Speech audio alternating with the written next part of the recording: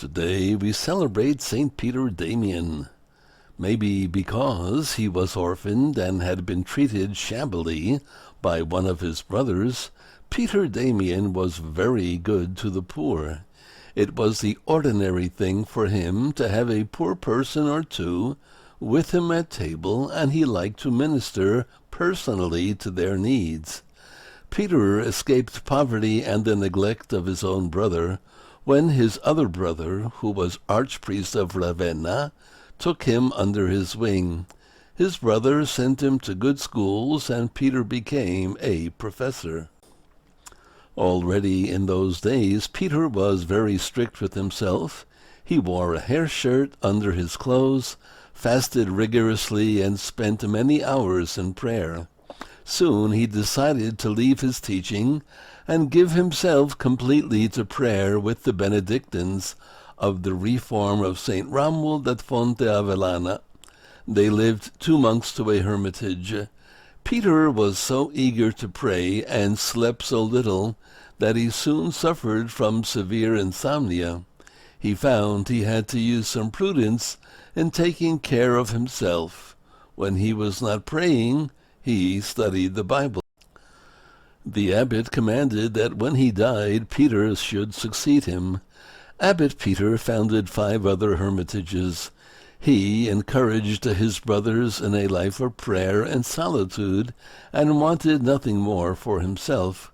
The Holy See periodically called on him, however, to be a peacemaker or troubleshooter between 2 abbeys in dispute, or a cleric or government official in some disagreement with Rome.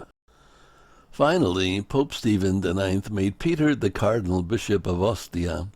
He worked hard to wipe out simony, the buying of church offices, and encouraged his priests to observe celibacy, and urged even the diocesan clergy to live together and maintain scheduled prayer and religious observance. He wished to restore primitive discipline among religious and priests, warning against needless travel, violations of poverty, and too comfortable living.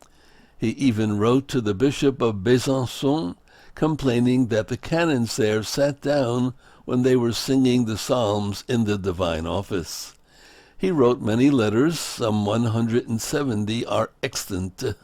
We also have 53 of his sermons and 7 lives or biographies that he wrote.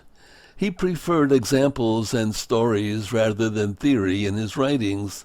The liturgical offices he wrote are evidence of his talent as a stylist in Latin. He asked often to be allowed to retire as Cardinal Bishop of Ostia, and finally Pope Alexander II consented. Peter was happy to become once again just a monk, but he was still called to serve as a papal legate. When returning from such an assignment in Ravenna, he was overcome by a fever. With the monks gathered around him saying the divine office, he died on February 22nd, 1072.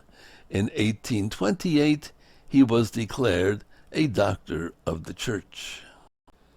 St. Peter Damian, a saint for all of us to imitate.